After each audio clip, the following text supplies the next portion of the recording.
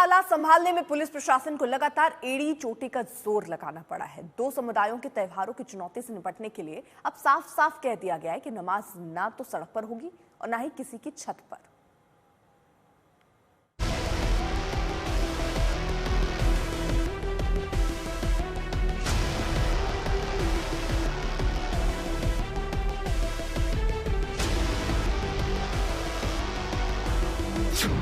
ना सड़क पर ना छत पर होगी नमाज,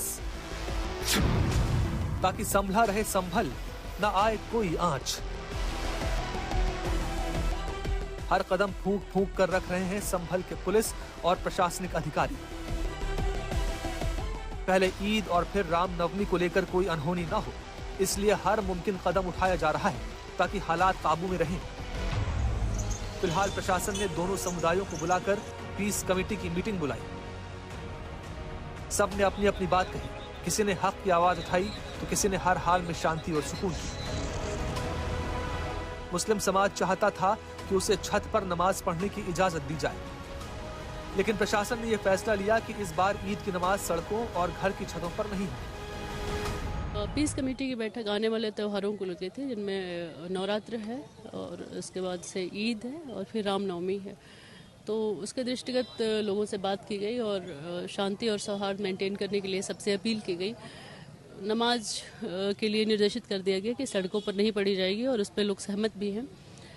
इनके द्वारा एक मुद्दा उठाया गया कि छतों पर नमाज पढ़ने दिया जाए मस्जिद से सटे हुए, तो उसमें कहा गया है कि उसकी जांच करा दी जाएगी। अगर उसमें लगता है कि परमिशन देने से कोई अनहोनी होने की आशंका है तो उसमें परमिशन नहीं दी जाएगी।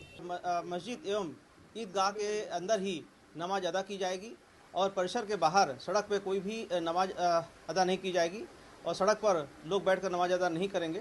और साथ ही बिजली पानी की कुछ समस्याओं के बारे में भी उनके द्वारा अवगत कराया गया है, जिन्हें भी समय रहते हुए पूर्ण करा लिया जाएगा और किसी के द्वारा अन्य कोई समस्या प्रकट नहीं की गई है।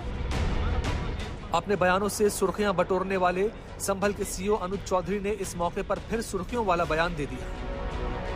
आप सब विश्वास के साथ रहें, भाई ऐसा कोई किसी के साथ कुछ वो नहीं होगा, पर हर आदमी को अपना अपना अधिकार है।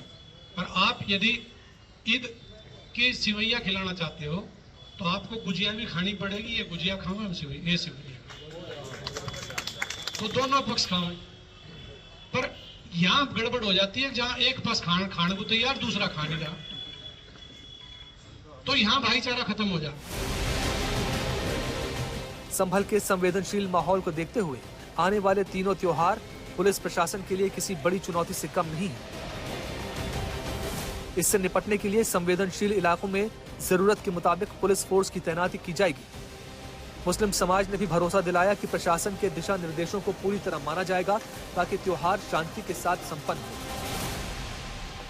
शांतिपूर्वक मस्जिद कमेटी नमाज कराएगी जुमे की। सड़क पे नमाज नहीं होगी, ईद पुरसुकून होगी। और दूसरी ये रही बात प्रशासन से, पानी, बिजली और सफाई की व्यवस्था हमें चाहिए और कदम से कदम मिलाकर हम आपके साथ हैं।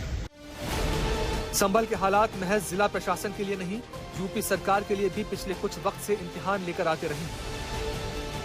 इसलिए इस बार कोशिश वक्त रहते अनहोनी की आशंका को पूरी तरह खत्म करने की। संभल से अभिनव माथुर के साथ आज तक ब्यूरो।